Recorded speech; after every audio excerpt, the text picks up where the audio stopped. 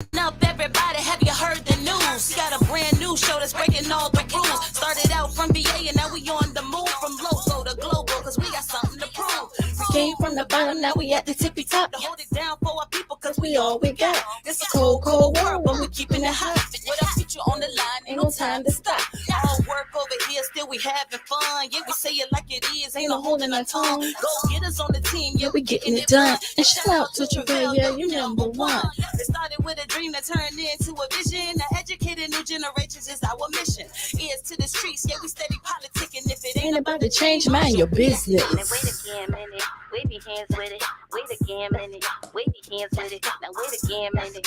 Wave your hands with it. We top picks like we all up on the gram with it. Now wait again, minute. Wave your hands with it. Now wait again, minute. Wave your hands with it. Now wait again, minute. Wave your hands with it. We top picks like we all up on the gram with it. Good afternoon. Today is welcome to Wait Again Minute Podcast. Today is Tuesday. What is today? April the 5th, 2022. Oh, Miss Go Getter. How you not know what today is? Right, when every bill at the first of the month is due by today. So you wanted to actually just forget the day? Forget today. Absolutely. I see. Well, today we have a good episode. Today is about HIV and AIDS awareness. And we have Mr. Nathaniel Holley. Am I pronouncing that right? Holley? It's Holly, just like Hollywood. Okay, I'm sorry. That's okay. Thank you for accepting our invitation. Thank you for coming on to, let everyone know that don't know. And even including us. Including us. Did you say something? Did I? No, he didn't say. Oh, okay. Look, he was saying What- something. hold on. I No, I don't was know. just not What like is it. going on with you today? No, I'm I don't into know, y'all. I you, think you it's know, because come I'm a on, little I'm hot. into you. I'm like really hot right now. But anyway, we just want to welcome you and coming to share with everyone, giving us this information. And so, how was your day? Right. My day was good. I went to the chiropractor, which has been like an amazing little thing. They have these um, I work out a lot, so I Oh, work out okay. like 5 days a week. So I've started to try to incorporate different things to kind of like help my body recover. And so they have this cupping technique that they do there. And so like where they put the cups on your back and it like helps like draw blood and like you separate the skin and like help you recover. So I just started like getting that done. So and it feels great. It hurts a little bit at first, but it actually like it really helps you recover from like heavy lifting. Oh, that's what I was going to ask Oh. you. So it helps you with weightlifting. Hmm. Oh, I never heard of that. You heard of that before, Gail? Me either, Oh. but I don't lift weights, so Yeah. I don't know. I don't even work out. Right. So, how was your day today, Gail? My day was good. My voice is coming back a little bit, so I'm going to Oh. apologize early on because Mhm. my voice is going in and out. But other than Okay. that, my day was good. Okay. I can't Okay. complain. Well, that's good. So, Mr. Holley, can you please introduce yourself to our viewers and listeners of Wait Again a Minute? Yeah, sure. Hi, everybody. My name is Nathaniel Holley. I'm the executive director of the Felix Project, which is a nonprofit that does HIV awareness here in the Dallas, Texas area. We throw different events, we host panels, and it was just a way for me to kind of ramp up my advocacy in terms of HIV and how it's affecting the community. Just to be perfectly honest and get it out there, I'm HIV positive. I've been living with HIV for 10 years. And I've been able to kind of find a journey to wholeness and create like a really good life for myself, even with living with HIV.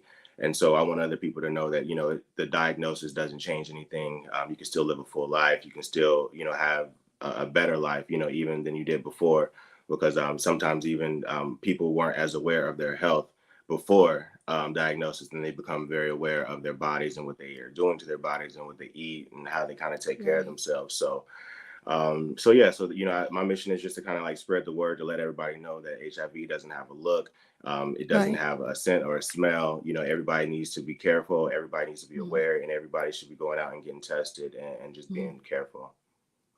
Absolutely. Now, let's talk a little bit about you first. When you found out that you were, in fact, HIV positive, what was going through your mind? I remember I was at work that day, and so I had a meeting, and so maybe 2 weeks before that, I was I kind of got like sick. I had a headache, a migraine, and my face had kind of broke out. And I've kind of always had pretty clear skin. Mhm. And so I went to the urgent care just thinking, it's probably going to be something minor. Maybe I Okay. got some type of little infection. So they called me and was like, you need to come in. And so when I went in, they were like, yeah, Mr. Holley, you tested positive for HIV. And so Mm. I like dropped my keys. I just like kind of like the world stopped for a moment Right. because that's not news that anybody wants to hear, or that Right. anybody's really like expecting to hear. No matter what you're out here doing, like that's news that nobody can be ready for. And so, in that moment, I just kind of, had to like sucked it up. After that, I didn't cry initially. Then I went back to work, You and went back to work after I after went back receiving to the work. news? Yeah, Okay. I went to work, and then I worked the rest of my day, and then I called my best friend and told him, I needed to, talk to him and needed to get Okay. together. And we went out that night and I let him know, the news I got. And that was the first moment I kind of like, broke down a little bit and tried, like, kind of absorbed it because I just felt like, I couldn't do that at work. I still had things I needed to do. And once Mhm. again, I was prioritizing like my work and my emotions and kind Mhm. of how I operated. So yeah, that was that day. And after that day, it started a new journey for me, just in terms of who Nathaniel was and who I'm he is. sure. Right. Right. So when you went into the urgent care, did the symptoms that you was having, was that considered a HIV symptom, or did they just test for everything and that just happened to be one of the things No, they they tested tested for for? everything. They tested for like syphilis, like herpes, gonorrhea, chlamydia. Like the whole spectrum of STIs, That's Okay. to see what it could be. And so yeah, that ended up being the diagnosis. wow. Oh, okay, okay. So it wasn't like they were saying, "Oh, since you have this something, we going." Okay. So now you said it's been 10 years. How would you say the medicine's been from 10 years ago to today? The medicine has gotten a lot better, a lot better. Initially, when I first tested positive, they had me on a cocktail of like 3 different pills Hmm. to like get my viral load down, which is so. Just to give you some information about HIV, so when you're HIV positive and you're not on any type of medication, the virus can replicate, and so once it replicates, it starts to basically attack your white blood cells, and so then you have less white blood cells in your body to actually fight infection if you do get sick.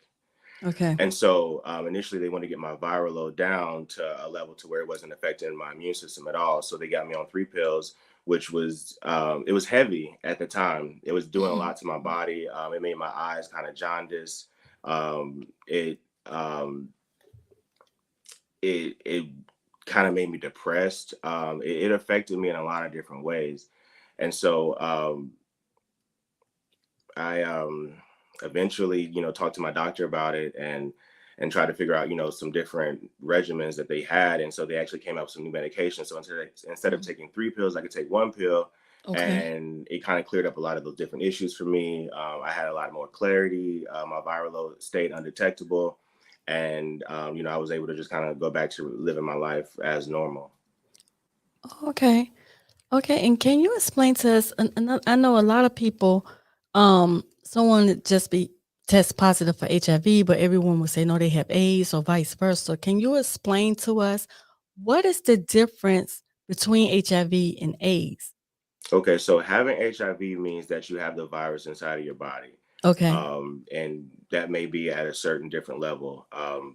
When you have AIDS, that means that your T cells have dropped to a point to where you cannot fight any infection, Okay. and so that is what the tech like AIDS is. It's where so now you're immunodeficient, Mm-hmm. and your immune system is compromised, and so that's when your white blood cell Oh, count hits okay. like below 200. Like there's like Mhm. a threshold of like um between 0 to maybe 1500 in terms of like your white blood cells. Okay. So if you're in the AIDS category, you have less than 200 white blood cells per milliliter or per whatever the concentration is. So if you're undetectable, your T cell count should be anywhere between 600, anywhere to 1300, 1500. It can be, it can range anywhere between there, and you're still Oh, considered just okay. HIV positive and not technically in the category of having AIDS. Having AIDS. So And that so was you the can reason. have HIV, you can go into the category of having AIDS and then go back into having just HIV and not necessarily have the diagnosis of having Oh, AIDS. I I didn't didn't know know that. that. See, So the again, AIDS diagnosis is basically just a technical medical threshold and that they oh, throw out that you can go into, and that is when you're more immunocompromised. But everybody that has HIV is not immunocompromised. right. Okay. Gotcha. See, Gotcha. oh, so that was something I didn't know that. I didn't know. So basically, it's just a matter of the level of your white blood count determines whether it's AIDS or HIV. Exactly, yeah. Okay, and so that's why at the beginning the doctor gave you those 3 pills to keep you from going into the AIDS threshold, correct? Yeah. That was Yeah, okay. exactly. Yeah. So the Gotcha. pills So basically, okay. like they would suppress their viral suppressants, and so they suppress it enough to where it doesn't replicate anymore. And so if it's not Okay. replicating, then it's not doing any damage. You can't transmit it. It's not affecting your body, and that's the goal. The longer you go being HIV positive and not on treatment or any type of regimen, the worse off, or the more damage can be done to your body Body, because your immune right. system is then compromised or can be, and you don't know it. And so then if you get sick and then, your body's trying to like ramp up the white blood cells to kind of fight something, it's not able to do it. And so, that's why people usually don't die from AIDS. They die from like some type of complication from Okay. from AIDS or something like that. It's Infection or done something. something to the body to where now you can't recover. Mm. Okay, so it's the infection that's caused by AIDS, not actual AIDS. Actually, yeah. Gotcha. Wow. Okay, now you are a distinguished gentleman. When you found out, you told me that you were a graduate of Morehouse. So you were living the American dream. Like, Yeah. so tell us a little bit about, where you were, what you were doing, and a little bit about your background. Sure, sure. So just to give some my history, I'm originally from Dayton, Ohio. That's where I was born and raised. Okay. So I'm from the Midwest. Leaving there, I went to Morehouse, majored in political science and international studies. That was that was literally like school days. The Right. movie was my experience in college. So shout out to I'm Morehouse. sure. After that, I went overseas to South Korea for a year to teach English. And so I did that to get some international experience, learn more about the world, more about myself, and just kind of like, figure things out, after college. Hmm. And then when I came back, I moved to Chicago for 2 years. So I started kind of like get my career going. I was working at a law firm, just kind of like, trying to figure out if I was going to go to law school or not. And when I got into a couple of law schools and they wanted me to like pay for it because this was like right after the housing crisis in 2008. Okay. And so like the job market was bad. And so everybody was going back to school. So the law schools weren't giving out as much money as they were before. So I would have had to take out loans. So I was like, well, I'm not about to do that. So I ended up moving to DC and becoming a paralegal. And I was working there, working my way up and ended up managing the law firm as a senior paralegal, just with my Okay. degree. And that is when, I got my own place, I was, living the good life, have my Living own life, right? car, That's right. I'm in DC, it's Where Chocolate everything. City, Yeah. it's Howard right here, like it's on. And Right. so, that was the time that I was in. But there was a bit of trauma that I went through in between that time. Like after college, that is when, I was kind of outed to my family by somebody. They didn't know I Oh was gay, or at wow. least my whole family didn't know I was gay. And Right. so, because I had dated women literally up until like college and even through college and in some aspects and sometimes. And so for them, that was kind of like a shock. And so that created like a strain in a lot of my relationships because that's how I actually ended up in DC. Because my dad, when he found out, like he basically gave me an ultimatum, and I ended up having to leave. And Oh so I didn't wow. have anywhere to go, and so I ended up moving to DC because a friend of mine was like, your resume would do great out here. Right. That's You'll right. be able to have a lot more opportunities, and so I moved out there and did that. And so all these things kind of just like led me into a relationship with a guy who I was with for a year Hmm. before I found out he was HIV positive. Oh And my God. so that was like a whole stop the presses, like time out, like Absolutely. like let me reassess. And I just had to like it affected me and like my self-esteem in some kind of way. I didn't deal with it. I just kind of like moved on. And so like me not dealing with it, I didn't test positive right away. Like I tested negative 6 months after, like 9 months after, but then like a year afterwards is when I actually tested positive. So it wasn't him, but that affected my mentality and it affected the levels of risk that I decided to take after that. And because it affected how I loved me. Like I've loved this person and we were together for a whole year. And then I find out basically by cleaning up the house and I find some medical records that you're HIV positive. Like, child, like I'm So, going to jail. Like, so you didn't find out from him or from a mm-mm. family member or from a No. friend. I You found out I was found out cleaning by up. I found some accident. medical records and I just was like low key being nosy Uh, and read it. And I was like, oh, oh my God, like, are you serious? Like, this Right. is not happening. so did you say anything to him? Like, Oh yeah, because oh we were my living God. together. So he came home and I was like, I basically like did one of those Angela Bassett moments and threw the medical records on the table and was like, can you tell, like, I need you to explain this to me. Right. And Absolutely. like, tell me if what I read is true. Cause I can take that all day, but you owe me the respect enough at this point to Yeah. verbalize it to me. And so he did. And, I basically was like, I'm a very mature person and I always empathize with people. That is one of my strengths and weaknesses. And so, in that moment, I was like, I understand why you didn't tell me. I understand that it can be difficult to navigate and you feel like Right. nobody's going to want you or nobody's going to want to be with you or anything of that nature. But what I can't do is accept it or forgive it. I can understand it, but I cannot accept it or forgive it. And so that was really the end of us. And so, I moved on, moved out, got my own place, got, that whole situation. And, I was like anti-relationship. And so because I'm like a serial monogamous, I'm not really in the like practice of using condoms. Like I just like, that's just not something that I really enjoy because I'm typically been in long-term monogamous relationships. So when I'm in my single life, it's just like, like, how you navigate that based on something that you've already created as a habit, just to be Right. honest. And so it puts you in a situation to where now you're exposed to risk. So, that was the situation that I was in and I ended up going to get checked out and testing positive. And I saw somebody said, like, how do we deal with the fact that this has been associated with being a gay man's disease? Gay men were personified as the image of HIV from its inception. So it's almost culturally embedded for everybody to associate HIV with gay men, which Right. is why it's affecting the country the way that it is, or the world the way that it is, because it's almost like if you're not gay, then you don't have to be worried about it. But it's not just about being gay, it's also about being Black. It's also about being a man or a Black man. It's also about being a Black woman or part of a disenfranchised group, because the numbers are not the same in other groups. Like in the white community, their Right. numbers are not the same as they are in the Black community. So we have to separate that from it being just a gay man's disease, because it is affecting all of us. My first experience with HIV was with a woman that I knew, and so it was not necessarily that it was somebody gay that I knew that it was affecting first. And so I think that that's like one of the silent secrets, that because everybody's out here having sex, like That's everybody's right. doing, like, that's a human function and that's something that everybody's going to do.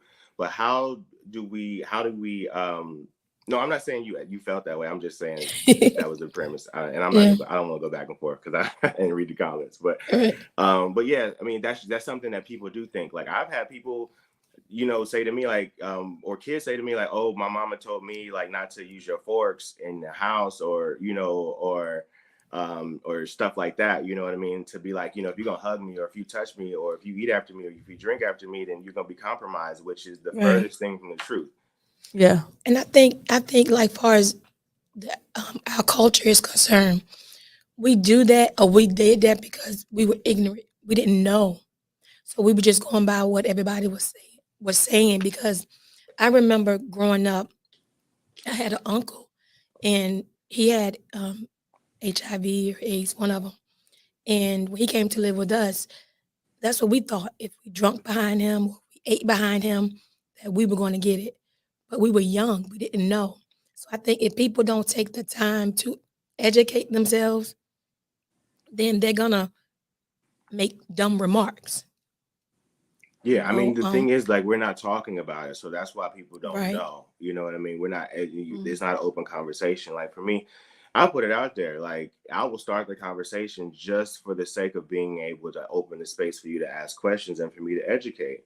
Because Right. this is my life. Like I live this. This is every day for me. Like I take a pill every day so that I can make sure that my body is in the best shape to be able to fight anything that happens. Right. And so because of that, you know, I feel like everybody needs to understand, like, yes, like I'm like, yeah, I can make it look good, but it's not easy and it hasn't been an easy road. And if I can educate you and change your experience in terms of what you know about HIV and whatever fear you may have, because typically it's fear that is fueling the behavior in some type of way. If we can kind of tackle that fear and really understand what HIV is, what it does to the body, how it's transmitted, how treatment works, and how families and friends can support their family and friends who are living with HIV. Because based on the numbers, like somebody that is living with HIV. Right. Absolutely. Absolutely.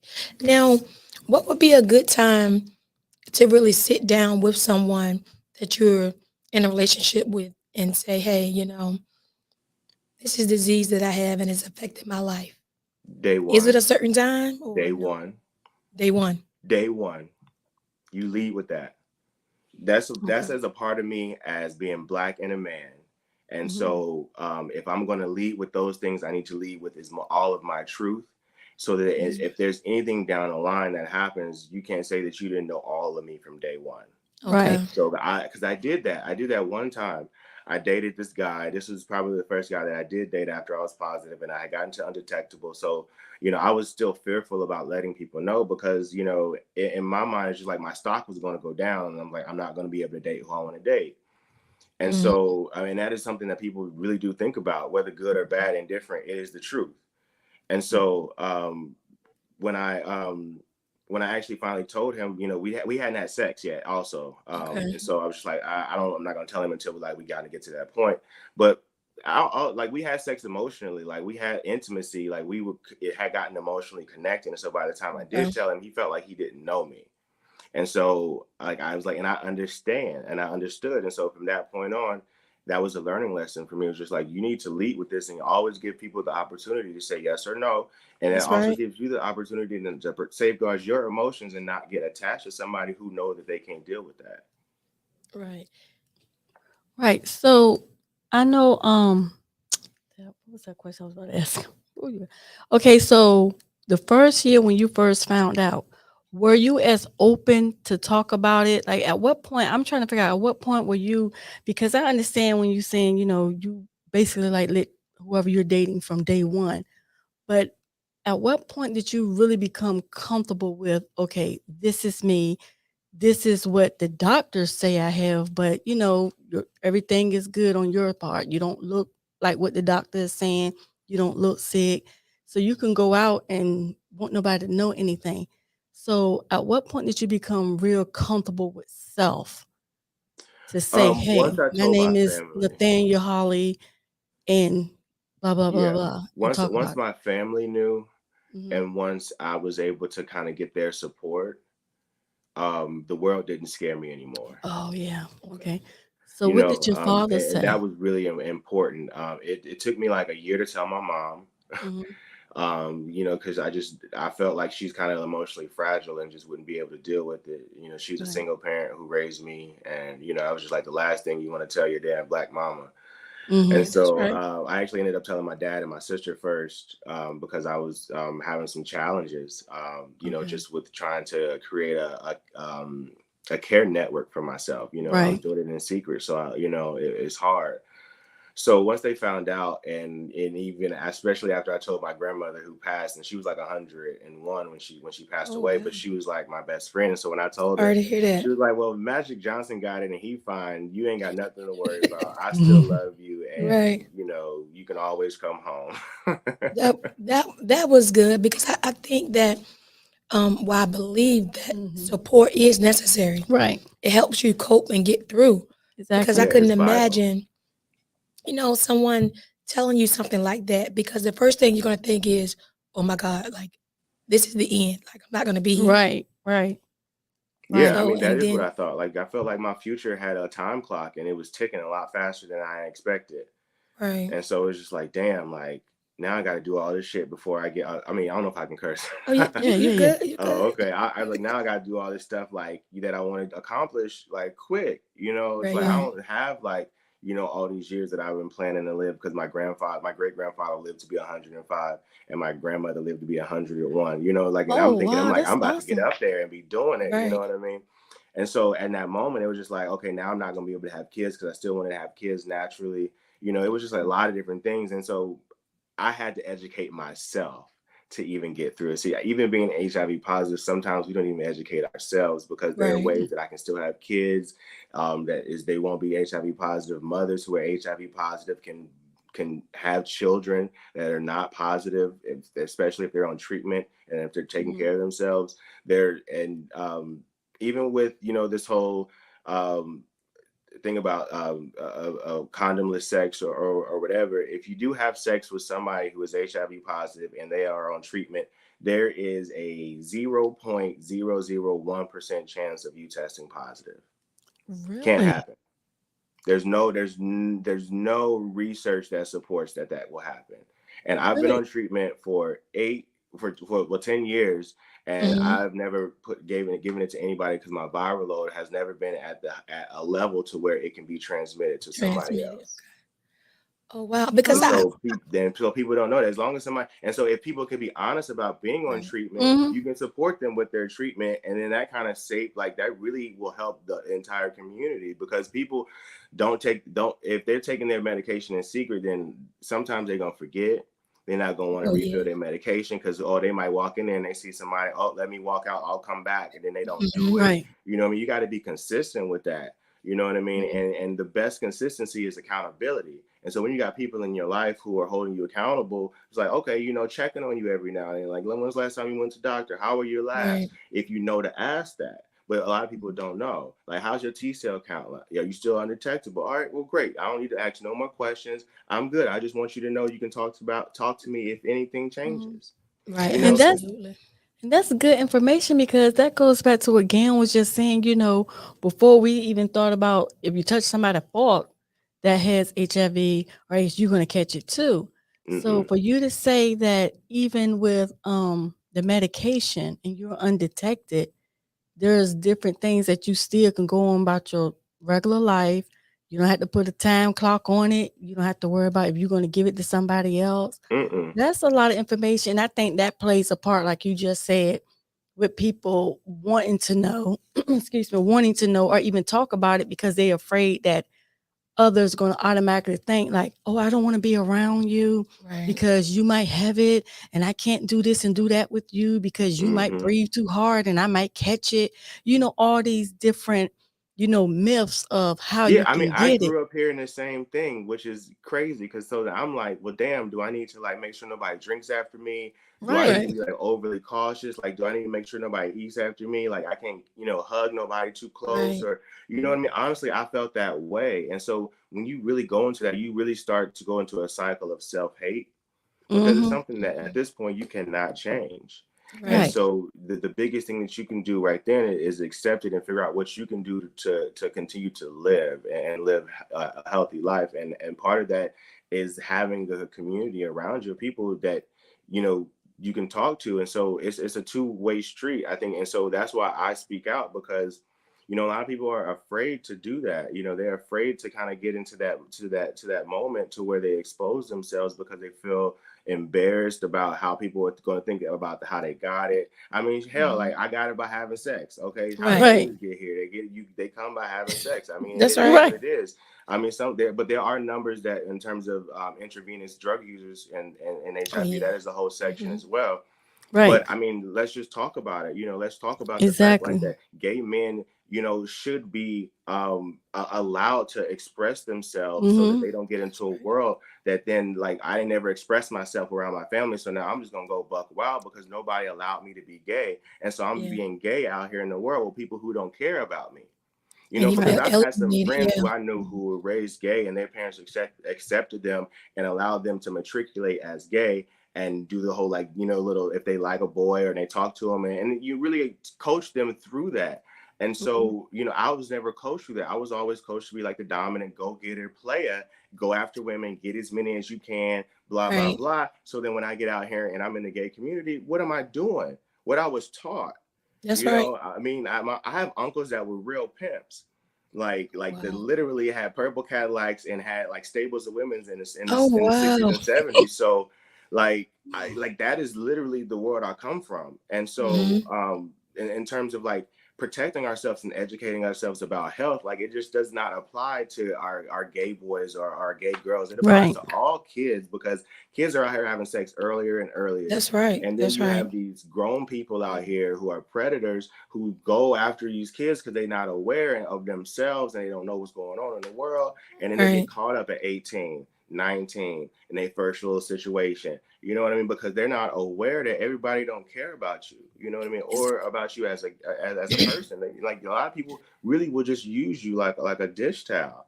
that's And right. so Mm-hmm. That's because right. of that, like be on the day one. Like when's the last time you went to the doctor? Like, do you go to the doctor regularly? Do you work out? Like, how are you about healthcare? Like, I'm HIV positive. Like, what's your status? Like day Mm-hmm. one. Like, be bold enough to protect who you are because at Right. the end of the day, nobody else is going to do that. Like, it's just Right. not going to Yeah. happen. Nobody's going to care that much about you. And Right. that's why we thank you for actually sharing, because a lot of people may not want to share because they may feel alienated or whatever for whatever reason. But hopefully, when they see this episode or hear it, they may want to come to terms with actually who they are, and and be authentic, Yeah, I mean, you with can be gay themselves. and masculine. I played football all the way up. I was on varsity, Mhm. like you can like masculine things. Like, you Mm-hmm. don't Mhm. have to be a certain way just because you're gay. Being homosexual means that you're attracted to the same sex. That doesn't Right. define how you walk out the door, how you talk, how you walk, anything like that. Now, there is an expression of gender fluidity that I understand and that I celebrate because, the more the more you're able to understand the whole history of the masculine and feminine energy in terms of how we have built it into culture, Mhm. in our native lands and really, really go back to history before colonization, like the people who were able to float between two spirits were the ones who were deemed as the ones closest to God because they were able to embrace both male and feminine energy, which is what God is. Mhm. And Mm-hmm. so when you can do that like that, and so they were revered as like the witch doctors of the tribes, the healers, the Right. chiefs. Like these were the people that everybody would go to for their healing and for their direction. And so, for now us to be at the bottom of the totem pole, it's just like, that has all come from dogma and culture from a Eurocentric, avenue that has really nothing to do with how humanity was intended to live, and that's why Right. culture has continued to evolve as it has to, because we've always existed, we've always been here, and we always will be here. That's right. That's And the right. more space that is created for us to be able to just kind of exist, the better off everybody will be. Right. Right. Now let me ask you this. At what age, I know like some parents sit their kids down and talk to them about the birds and the bees, right? But like you were saying, kids are doing things now faster than what we did. No. So do you think is a certain age where the parents should sit them down and say, hey, while they're talking to them about the birds and the bees, they need to be talking to them about things that can happen like HIV and AIDS? Well, the birds and the bees needs to be about what sex is, Hmm. and what can happen when you have sex, what sex is supposed to be, and the dangers. I mean, all of that, so it should be in the birds and bees conversation, but really Right. what it should come about is about teaching kids about their bodies. And, don't let anybody touch or violate your personal space. This is your personal space. And this is why this is your personal space, because this is something that can affect you for the rest of your life. This is where babies come from. This is where, but also it's because of that, it is something that should be protected, and you have to make sure that you are safe in terms of how you engage with whatever Right. sex you're attracted to. You are going to be attracted to people, and so you have to just be real, because these kids are seeing it. Like, you may That's, not have had a conversation with them, but they're going to absorb it from somewhere else, and that's going to form their opinions and their diet, yeah. Right. their view of what it is, whether you know it, whether they know it or not. It is going to affect it. And so because of that, you have to teach them just the same way that I was taught about how to pray when things get hard, or how to go to my grandmother and fast, or any of the number of the things that I've Right. learned, or when tax deadline. I mean, these are just things that people and kids need to know. I mean, you just have to teach them and not be afraid to have those conversations. And I think a lot of times parents are afraid to have those conversations because they feel like, oh, now I'm giving them the license to have sex. Well, no, like, Right. you don't own their body, so they're going to No, have not at sex all. whenever they decide to have sex. That's That's the right. decision that nobody can make besides the one individual, unless somebody takes advantage of you. That's a whole nother thing. Right. But which is even more so why you need to teach them that this is yours. You own this, you control Hmm. this, and you don't let anybody come into this unless you dot dot dot dot dot, Right. male or Right. female. That's And so if correct. you can kind of teach them that, for our young men who are out here who identify as bottoms or whatever, they can then know, like, yeah, you don't just let anybody just Take tear your you to body. shreds or whatever, Right. like, yeah. You funny. You funny, Daniel. Right. But you're right though.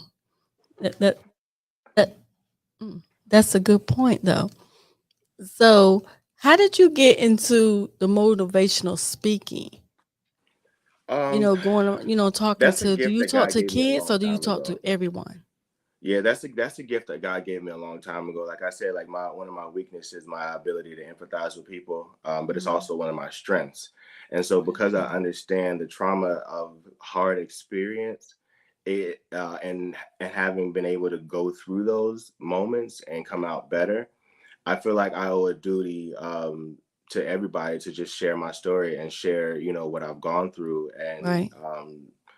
when I was coming up, I was heavily involved in the church. And so the church is, Mhm. Okay. really where I found my voice. And I was truly empowered by my grandmother, who I spent a lot of my childhood with. And because, she really respected my voice and my opinion. And so I would say things to her and she would, like, hear me.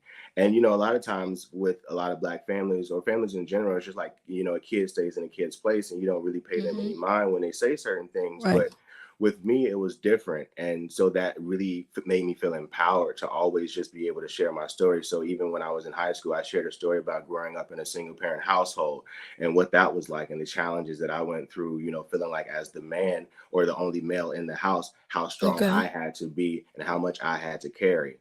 And luckily I had other men in my family, but it's just like I had other family members who were adjacent to me who were in the same situation, who ended up in the streets and Mm. who are now dead.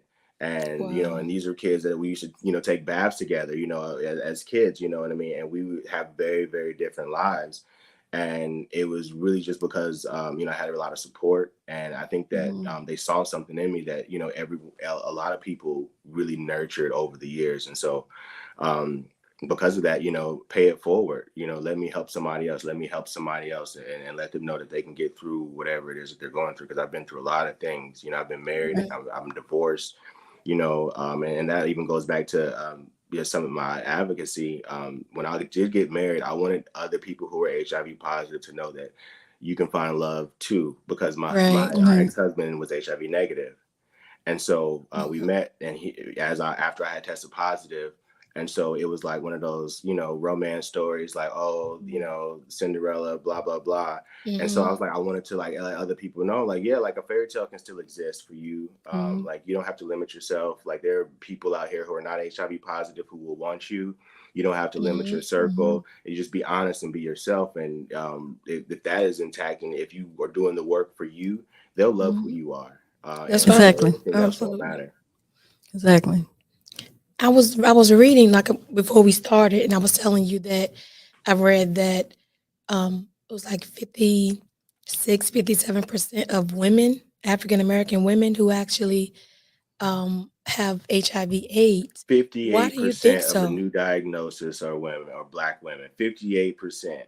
58. Wow. Yeah. And like I was telling Gam in reference to that as well, do you think it's because maybe, and I'm thinking maybe because more women go to the doctor, hospital, ER, or what have you, more so than men? So they are counting In that. terms of like why they're testing positive Yeah. more, Yeah. I mean, As far I would as say that that's why they're that is getting definitely a variable. Women have always historically taken right. better care of themselves than men. Mm-hmm. Yeah. And so, when you talk about Black men in general, they don't really go to the doctor. Even straight Right. Black men, they may go Right. once a year. Something pop up, something happens, they may go. But getting tested regularly and being health conscious is not something that a lot of Black men have been taught Right. historically. And so that just goes back to like self-esteem, how much you care about yourself, Mm-hmm. how much you care about how you show up in the world, and Mhm. what legacy you ultimately want to leave when you leave this earth. I mean, those are the things that motivate me, that push me forward.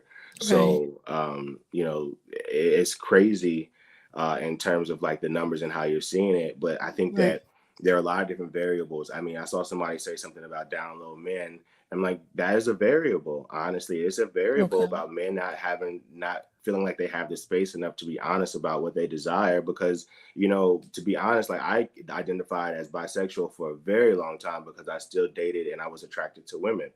And Okay. so, Mhm. but I was always honest, after a certain point, I was Right. honest, but at a certain point, I was still trying to figure it out for myself. So Yeah. it's like, Find I out who don't want you to Right. are. check this Yeah. box if I'm not 100% sure that this is what I want for the rest of my life, because I feel like as soon as I check it, or as soon as I, do this, like it ain't no going back, you know what I mean? And Mm-hmm. so for a Right. lot of men, it's that fear. It's just like, once I say that I might be attracted to this and this, Right. it's just Yeah. like Mhm. I might be excommunicated, I might lose everything that I love. And so that fear compels them not to say nothing. So that's why it's like, if we can open the space to be like, all right, like if you are, it's okay, let's talk about it. Like, let me Mhm. know. Like, you know what I mean? Like, because like, are you on treatment? If you're on treatment, all right, well, I mean, hey, we can still rock, honestly. Right. Like for real. And then for women, right now, I think that PrEP, it wasn't pushed enough to them when it first came out. Okay. Mhm. PrEP came out, it was like a little blue pill that you can take, and if you're sexually active and not using a condom, it prevents you from getting HIV if you messing with somebody who is not virally suppressed. So Mm. if you take that pill and you're sexually active, it basically, like, it kind of safeguards your cells from accepting the virus. And so they pushed it to the gay culture like it Mm-hmm. was Tic Tacs. They threw it out there, but I'm they sure. didn't really push it to women, and especially Okay. not to even to Black women. And I feel Mhm. like, Black people, because we're at a lower totem pole in terms of the equity in the healthcare system in this Mhm. country, it was probably more important for them to go there than to the white communities, because we typically, like, they stay in their communities and we kind of stay in ours for the most part based on the data. Right. Right. So I mean, there's something to be said about all of that. Yeah. I'm sure, and and I'm sure that over time it has evolved. Like even with the information, with the medicine, and all of that. But I wanted to ask you, like, why is it that a lot of times with gay men, or just gay period, um, dealing with church, right?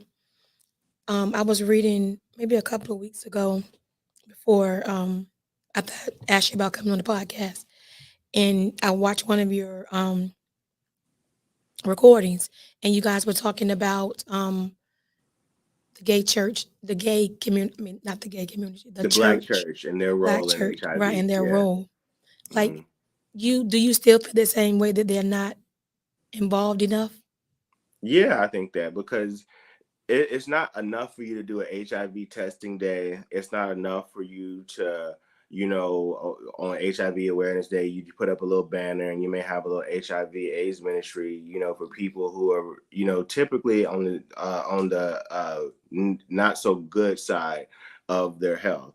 And so it's more of like, we're the church and so we're supposed to, you know, treat everybody. And so we kind of like have to do this, you know, or else, you know, we're not seen as giving love to all people. But there has to be a shift in the theology of the Black church. And so like, you got to get to the root of why these kids are going out here doing what they're doing, because they don't feel like they have a place to go to get genuine love. And so as soon as somebody tell them that they love them, boom, they ready to open their legs or whatever. You know what I mean? And that's really the truth. It really comes down to the levels of love that you received and how much you feel like you need in order for you to feel good about yourself. And so if you're not getting that from the church because of their theology is telling you to hate yourself, because there's something about you can't change and you can't pray away, and you try and you go to conversion camps, which I was put in, you know, by my father. You know, and you go through these things and you try to change and you want to change, and you know, delete all your social media, you stop talking to gay people, you do all these things because you want to live right. But ultimately you created a hell for yourself to please everybody else. And, you know, there's so many people who have done that, but that ultimately, like, there's nobody who can tell me that's what God wants for me. There's nobody in the world who can tell me, because I know God. I've studied the Bible. I've studied multiple religions. I've meditated at the top of Buddhist temples in South Korea. And I've sat and dined with some of the most famous Black pastors and talked about, you know, the theology of the church and how, you know, this Eurocentric Bible, you know, has taken all of these different things and formed it into a way for you to have control over the groups that you feel like that are less than, because it's the same religion that held slavery for all those years. And this is the same religion that we hold to continue to oppress our family, the people we love, you know, our friends, you know, because we don't even know we're doing it.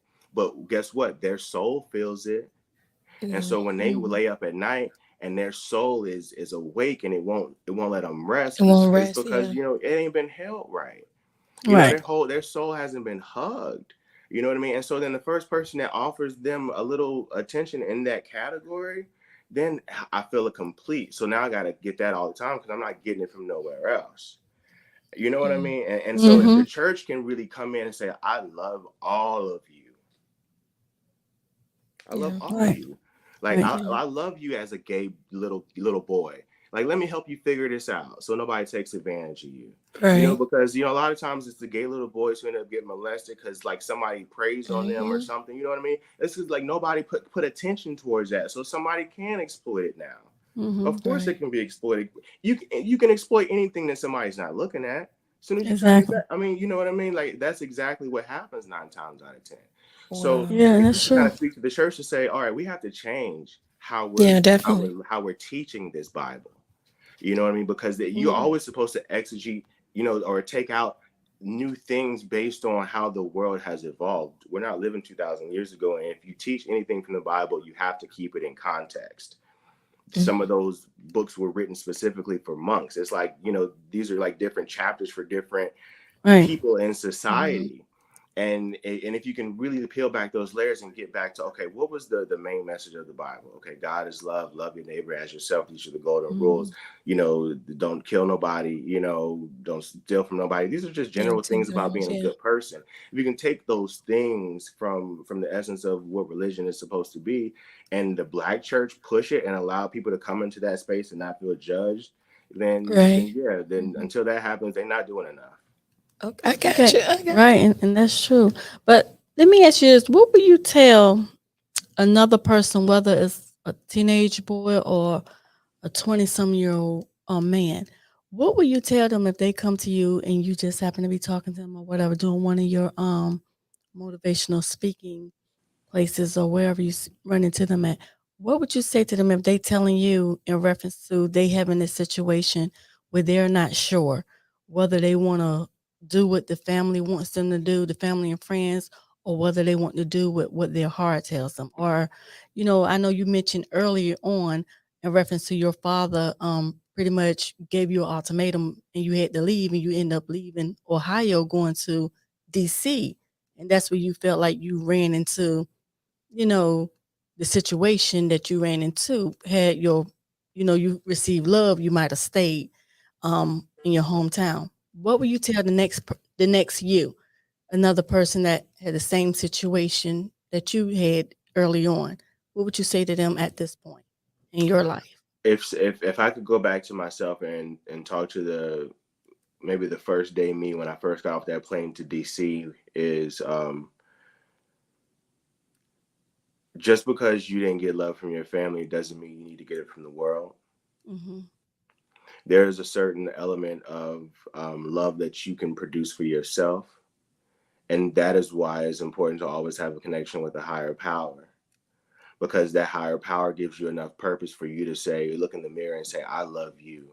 Right. And that is what I tell, my nieces, my nephews. How are you loving yourself these days? I don't care about how you relationship. Like, how are you loving yourself? Are you going to therapy if you having challenges, or are you dealing with the trauma, or are Mm-hmm. are you dealing with what is it, the P Diddy syndrome, where you got to be on 24/7? You know what I mean? Like Right.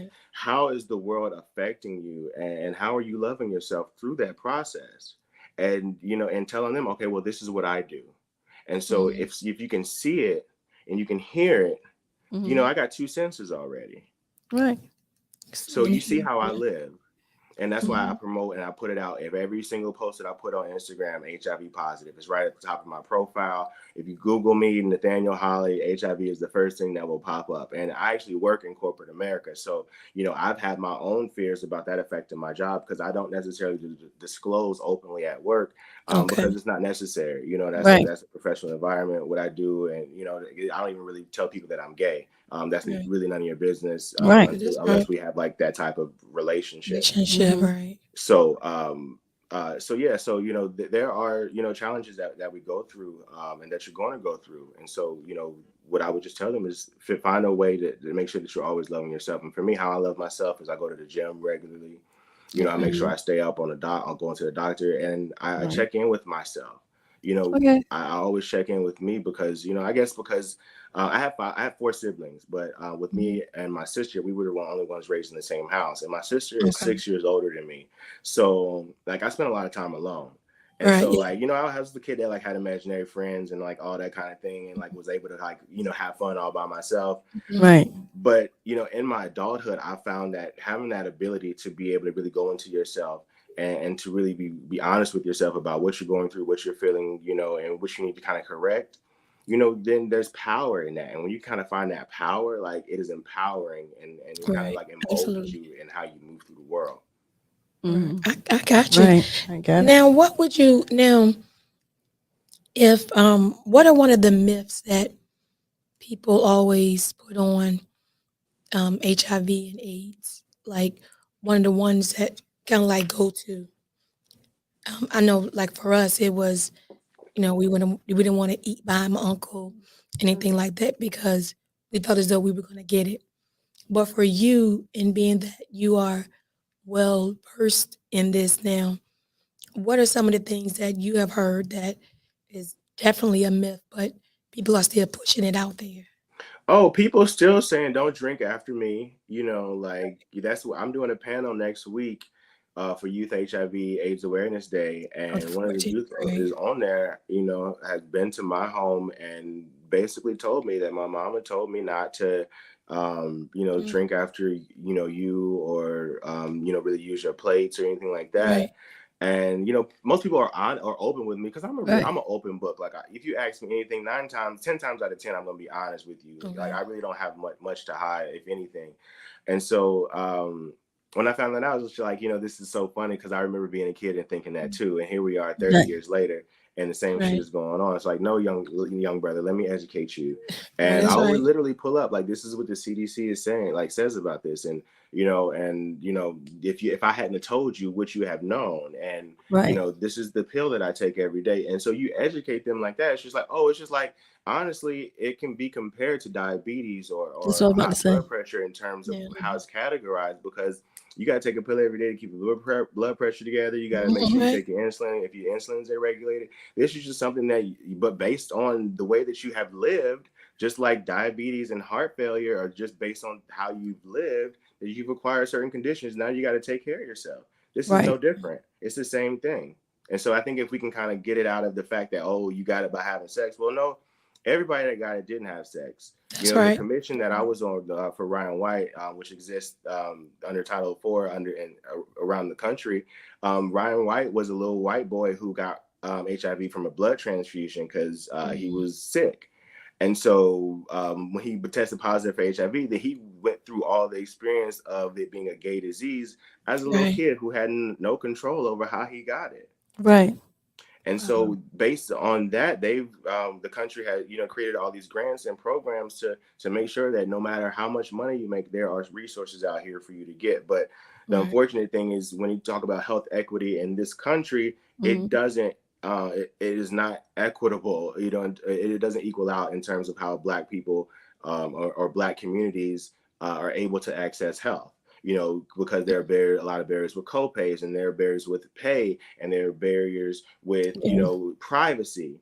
And, there are all these different things. So it's like, if I go to the doctor, I don't feel comfortable going to the doctor in my neighborhood. So I want to go maybe in the next county over, but how am I going to get there? You know what I mean? Because I want to, protect myself, because if somebody knows, and if I'm in a particular community, I may get killed. You know what I mean? Depending on what side of the spectrum you're on. I mean, in terms of my trans sisters or anybody of the trans experience, I mean, there are certain elevated levels of danger that we have just by being Black and staying in our community. So, it's just like, how do we kind of like bridge that gap? Okay, well, I'm going to talk about it. I'll let you know this is what it looked like. And I mean, if you have a problem with it, we can still throw hands. So, you know what I mean? Right. That's right. That's right.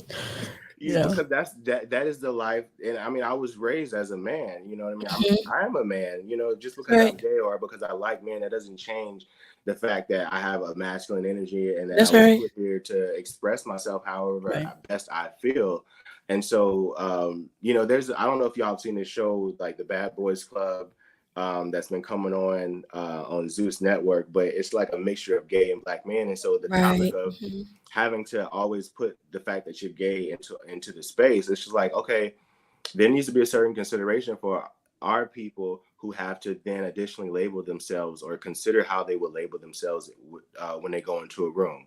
So let's say you walk into a room, you're a Black woman. I can openly see that. But what else do you have to choose how you express? You could choose, I'm going to show up as a Black straight woman. Do I show up as a Black straight woman who is HIV negative?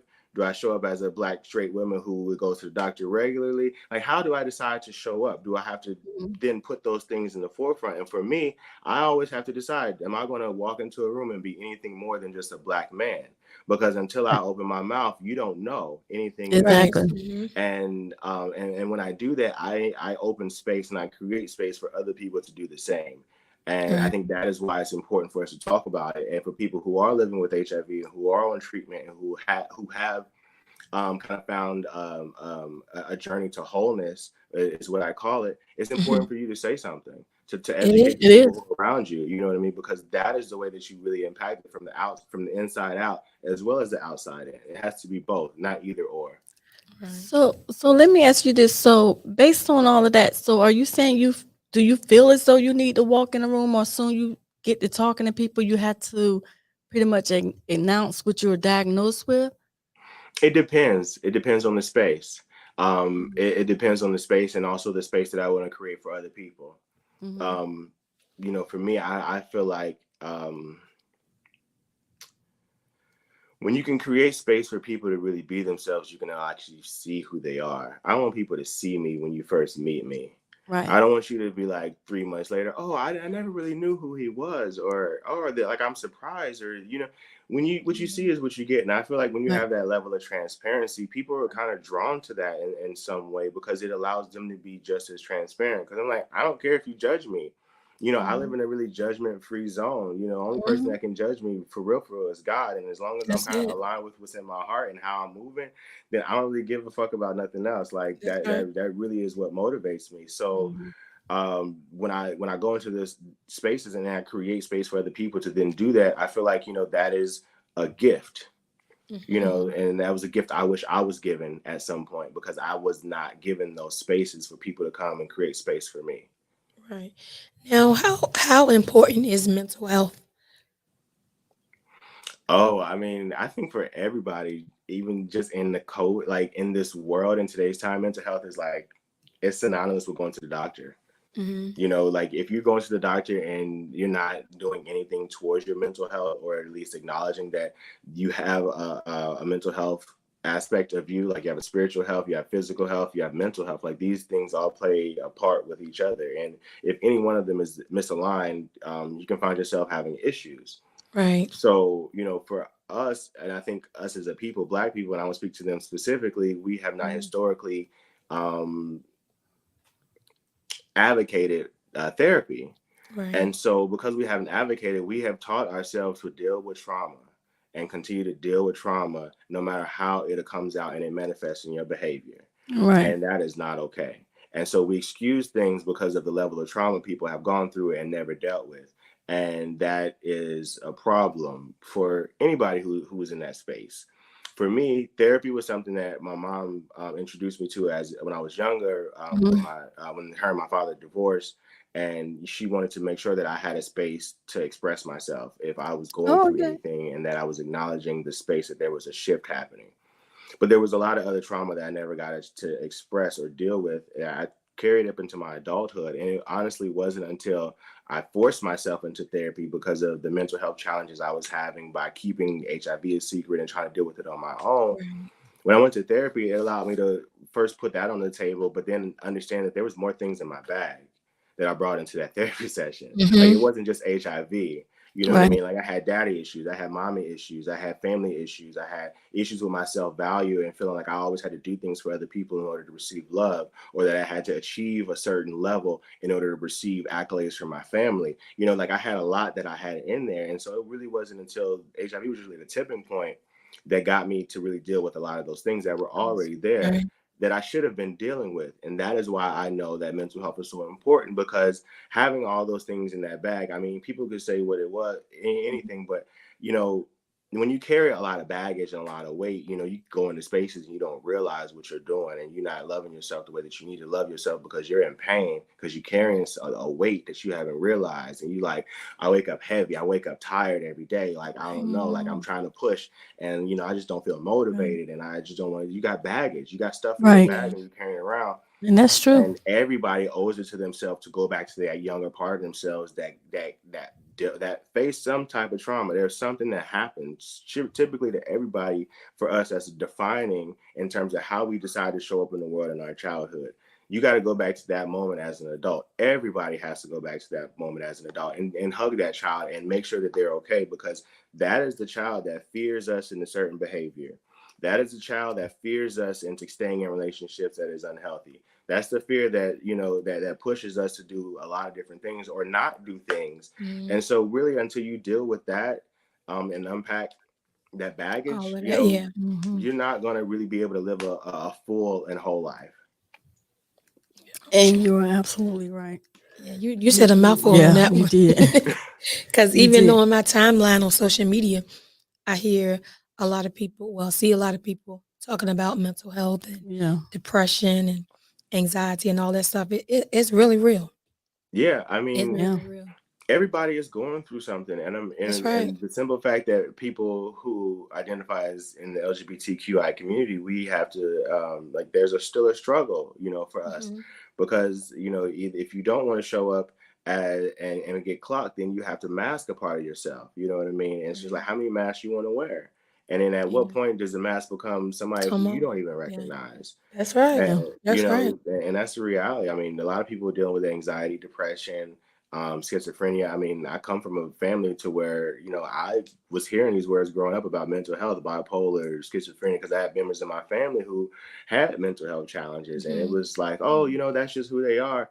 It wasn't Yeah. until like they do something crazy. I'm like, no, they actually need to be on medication. Like there needs to Yeah. be a Something wrong. focus in Yeah. Right. terms of like how there's some chemical imbalance there, or if there is, and that's a real thing. And there are things out here that can help support you, but there are also things like that I advocate for, like mindfulness and meditating.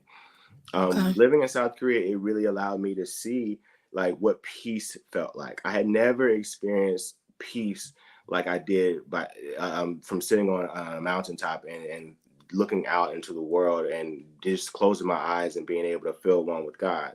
when you kind of do that. And so every moment that I meditate, I go back to that place. And so then I create that peace for myself inside my heart. So that's why like meditation is really, really important, because it allows you to weather the storm. We're all going to go through some storms. We're going That's to have right. some trials. We're going to have some ups. That's We're right. going to We definitely going are. to have some downs. But it's how do you deal with those downs when you're down? It's just like, Yeah. do you deal with those downs in a way that you're going to jump back up? Or is it going to take you like Mhm. 2-3 years to you down, recover? yeah. You know what I mean? And, you know, time waits for no man, you know, No. Exactly. and for me, you know, I feel like, you know, because even though I'm healthy, like I just feel like I gotta build this legacy, you know, because God kept me here for a reason. Because it could That's have been right. worse. Like I got cousins who were straight who ended up being drug dealers, and they got shot up in cars and stuff. So you know what I mean? Like I could have lived a completely different life. And the whole fact that I'm HIV positive, it does not change the impact that I can have on the world. And it doesn't Right. change that for anybody else. My going to therapy helped me realize that, and it keeps me you know, grounded in terms of, you know, just how I look at myself and how I look at life. Right. Wow. But I have really enjoyed you. You You I've didn't. enjoyed y'all I too. think I'm you. I sorry, you think know, you. yeah, when y'all said I was coming on a podcast, I was like, well, I hope they know that I can talk. No, but you have. No, but really, you know, gave out a whole lot of good jewels. You know that a lot of people didn't know, including myself. So I really enjoy you. You're gonna have to come back. We're gonna have to Oh do a yeah, I would part love to. two. I would love to. Yeah, Yeah, You have to do a definitely. part two because I feel like time went by so fast, but I feel like there was like a lot more that you know I myself even want to ask, and I know Gam probably have a whole lot she want to ask, but you know with her voice and everything, and then you know even the viewers and listeners, um, I just really enjoyed all the information you was giving. So yeah, you're gonna have to come back. So we're Yeah, I gonna have would love to. to set Thank you. that Thank up you. because you're gonna have to come back to give part two because I know Yeah, there's because we can more. get even deeper. You know, we can even right. talk about that whole Absolutely. marriage season that I had, which was Oh, Right. Oh like, yeah. child, definitely. there's We're gonna like, have to get part two. You know, we're gonna have to do the follow up and all of that. So I really enjoyed you coming on sharing part one because we're gonna do a part two because we're Definitely. gonna do a continue to be continued. That's we're gonna put at the end of this episode to be continued. Okay. And okay. then you're gonna come back and let everyone that missed you the first time catch up. They're gonna have to play catch up to hear what you have to say the second time because I really enjoy it. I'm sitting here like, uh-huh, uh-huh. I enjoyed it.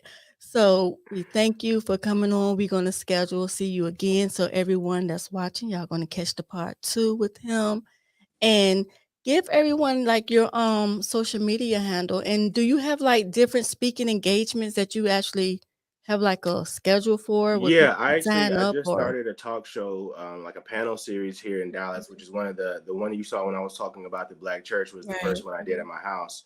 And okay. so we actually got a grant to continue to do that and to create That's space for good. people who are living with HIV and those that are not. So on every awareness day, I'm going to be doing a Lux Talk panel Okay. series. So the next one I have is coming up on the April 10th. Then I have another one on April 18th. Okay. And it's And so called then, yeah, and that was Trans Lux. HIV testing day. And then April 10th is Youth HIV AIDS Awareness Day. Okay. And then my social media, if you Nathaniel Holley official on Instagram, and if you Google Nathaniel Holley, you'll find me. Or my organization Okay. is, Okay, uh, Google. and my organization is the freeluxproject.org. So check that out. Check out my Instagram. I post a lot of inspiring messages. I'm a writer, so poetry is something that I kind of use as a tool to kind of express myself there. Right. Okay. Well, we enjoyed you. And we have to go. We're gonna get back with you later. How was this time? Oh, we oh you wanna do that? Yeah. Okay, well, she wants see she can't talk, so she's telling me what to say, but she said it in the mic. So she wants what we normally ask all of our guests. How was your time here? Can you let everyone know how was your time with us on Wait Again a Minute podcast? Way to Way to Get a Minute podcast has definitely been a treat. Y'all allowed me to educate and be myself, which I truly Right. appreciate. And thank you for just creating this space for people to come raise awareness and being able to push anything that they need on your platform. I appreciate that. I love Black women, and so I love seeing two Black women doing this. So thank you. It's been amazing. Thank We you. we definitely appreciate it. Like Miss Go Getter said, we enjoyed you, and there will be a part 2 There will be. and keep pushing. I'm watching the what's it, Folux project? Freelux, Freelux. Freelux. That's right, exactly. Mm-hmm. Sorry about that. But yeah, I'm definitely watching, and I'm excited to see Yeah. what's in store. Yeah, thank you. If you go to our website, our last panel from Women and Girls HIV/AIDS Awareness Day is on there. So please check that out. That's when we really were highlighting the rates in terms of how women are being diagnosed with HIV. I did see that. I saw that before we came on. Yeah. Okay, gotcha. So with that being said, we're not gonna hold you any longer, and we're gonna end it with our theme song, and we're gonna get out of here. All right, thank you, ladies. All right, take care. You too. Let's go. Yo, listen up, everybody. Have you heard the news? Got a brand new show that's breaking all the rules. Started out from VA and now we on the move from local to global, cause we got something to prove. We came from the bottom, now we at the tippy top to hold it down for our people, cause we all we got. It's a cold, cold world, but we keeping it hot. With our future on the line, ain't no time to stop. All work over here, still we having fun. Yeah, we say it like it is, ain't no holding our tongue. Go get us on the team, yeah, we getting it done. And shout out to Travell, yo, you number one. It started with a dream that turned into a vision. To educate new generations is our mission. Ears to the streets, yeah, we steady politicking. If it ain't about to change, mind your business. Now wait again, minute. Wave your hands with it. Wait again, minute. Wave your hands with it. Now wait again, minute. Wave your hands with it. We top picks like we all up on the gram with it. Now wait again, minute. Wave your hands with it. Now wait again, minute. Wave your hands with it. Now wait again, minute. Wave your hands with it. We top picks like we all up on the gram with it. Good night.